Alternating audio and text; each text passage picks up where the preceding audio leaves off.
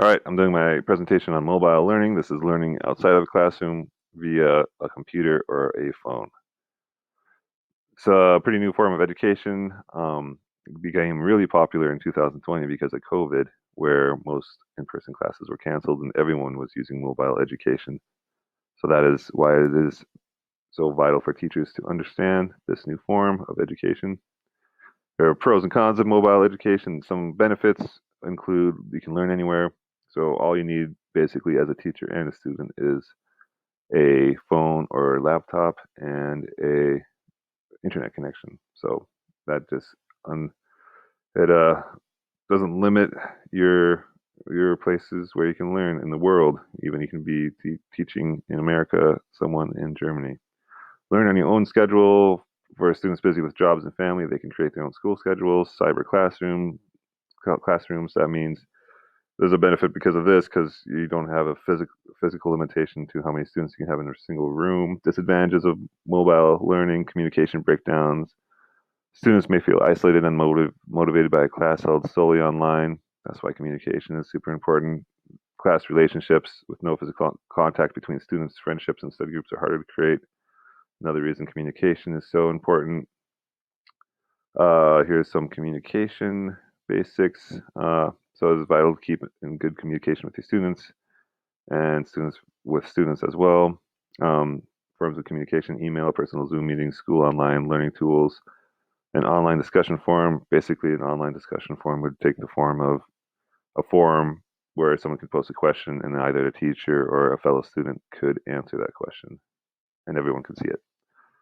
Communication apps: Zoom, everyone knows this one. Google Apps, Google Doc slides, they're the Word and PowerPoint apps that Google uses, but you can work with other people in real time, which is nice. ClassPager, this is a app for a teacher so they can keep in contact with their students and do anonymous polls and many other things.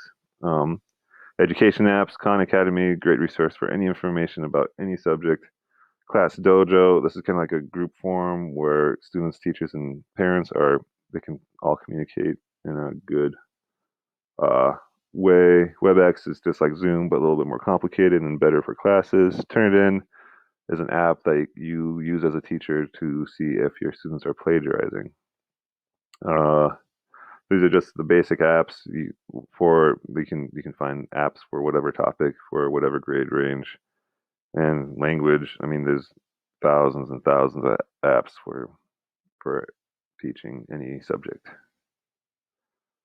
Mobile learning research. So here's a positive research study on mobile learning where they found that students were more motivated while taking online classes when compared to in person.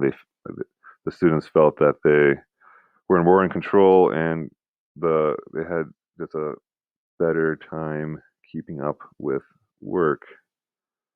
This is another research. Oh, this is multiple research articles that the New Yorker compiled together to show that Zoom classrooms work better with older students when compared to younger students. The younger students seemed like they needed some more like activities and not just screen time compared to the older students. And the kind of split happened in middle school. So kids younger than middle school age were the ones that didn't enjoy Zoom as much. Conclusion: mobile learning is definitely here to stay. After COVID becomes a specter of the past, a remnant of the change society in its wake will be mobile learning. Teachers and students alike have realized the benefits of this style of learning. There are important strategies one should follow when teaching mobilely. The most important being a good communication. Hopefully, you can take this information and start designing your own online class.